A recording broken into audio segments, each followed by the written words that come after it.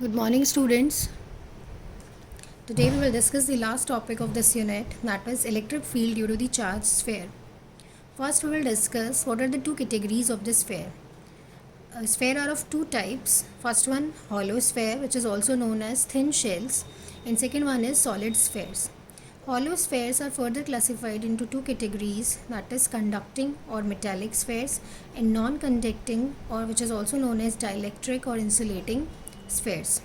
Second, solid sphere is also have two categories, conducting solid spheres and non-conducting solid spheres.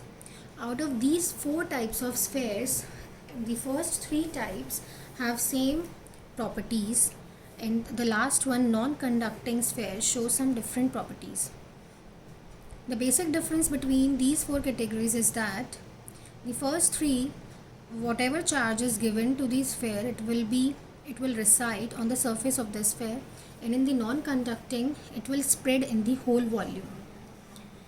Our derivation is, which we have to derive, the electric field due to hollow conducting sphere, non-conducting sphere and solid spheres.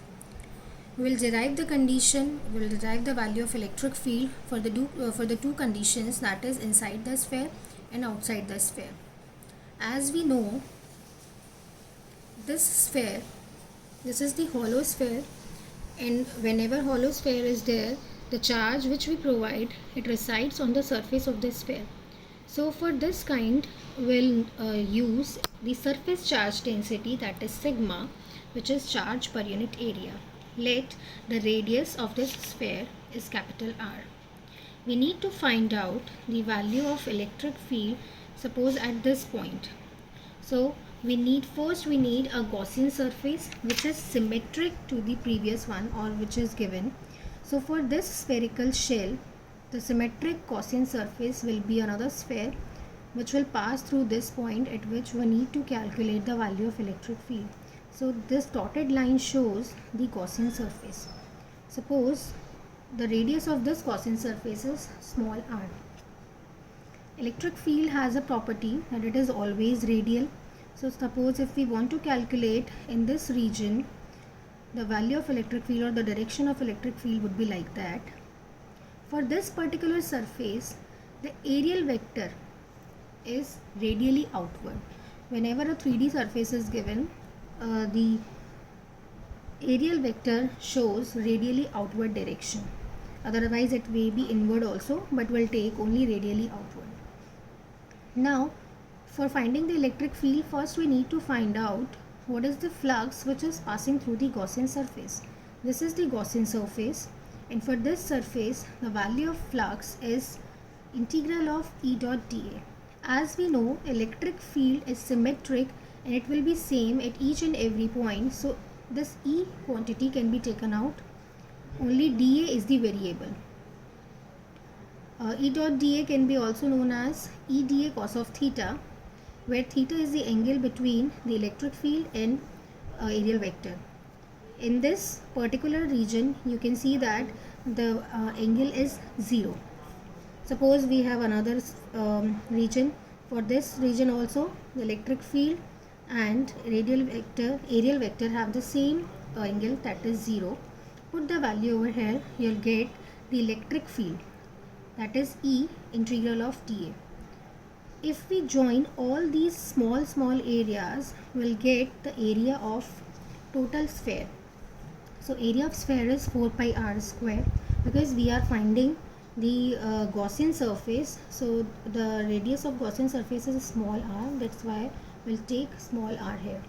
So the value of flux which is passing through the Gaussian surface is E into 4 pi r square. Flux can also be written in the form of Q inside upon epsilon naught. Q inside, that means the charge inside the Gaussian surface or inside the closed surface. You can see from the diagram, this is our Gaussian surface, and charge inside the Gaussian surface is this one, which can be calculated with the help of this formula, sigma is equals to Q upon A. So Q can be written as sigma into A. A is the area of this particular sphere. which is 4 pi r square. So charge can be written in the form of sigma into 4 pi capital R square. It is shown here, 4 pi r square sigma upon epsilon naught. In place of this phi, we can put the value which we have previously calculated, that is E into 4 pi r square is equals to 4 pi r square sigma upon epsilon naught. From this expression we'll get the final one, that is electric field is equals to sigma r square upon epsilon naught r square. You know sigma is constant, capital R is the radius of the hollow sphere, it is also constant.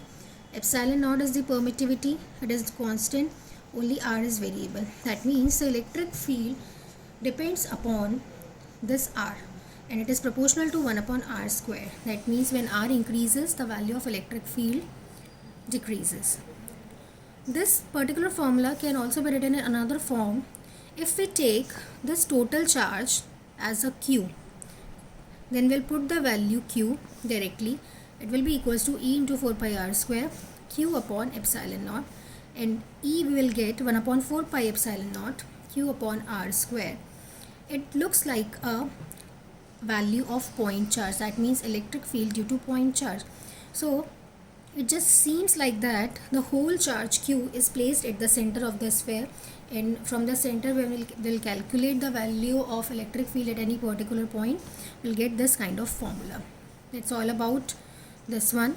Now our next category or our next condition is that inside the sphere, that means now the point is inside the given sphere. This is the sphere which is given, charge is distributed over the surface, the radius is capital R, and from the center the distance is small r. So for finding the electric field at this particular point, we need a Gaussian surface. We'll draw a Gaussian surface that will be also a sphere. Take a part or surface over here. Electric field is radially outward, areal vector is radially outward. Whenever you will draw a surface, all these surfaces will show the same condition. That means electric field will be same at each and every point. Now flux through the Gaussian surface. This is the Gaussian surface. You need to find out the value of flux, which will be equals to EdA. That means EdA of cos of theta. E is same, it can be taken out. dA, the angle between electric field and areal vector is 0. So cos of theta 0 is equals to 1. That means we get dA.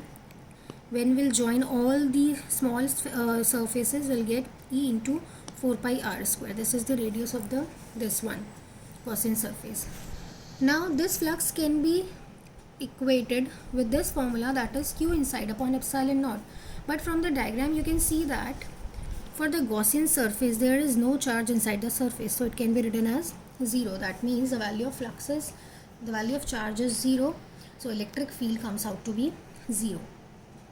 If we want to calculate the value of electric field at the surface, put the value R is equals to R. You'll get 1 upon 4 pi epsilon naught Q upon R square. From these two conditions, you can draw the diagram between the electric field and this distance. Suppose this is the sphere and this is the distance from the center of the sphere. Whenever this distance is less than this radius, you'll see the value is 0. That means inside the sphere the value of electric field is always 0, and outside the sphere the value of electric field is proportional to 1 upon r square. That means whenever this distance increases, the value of electric field reduces. That's all about this topic. Thank you.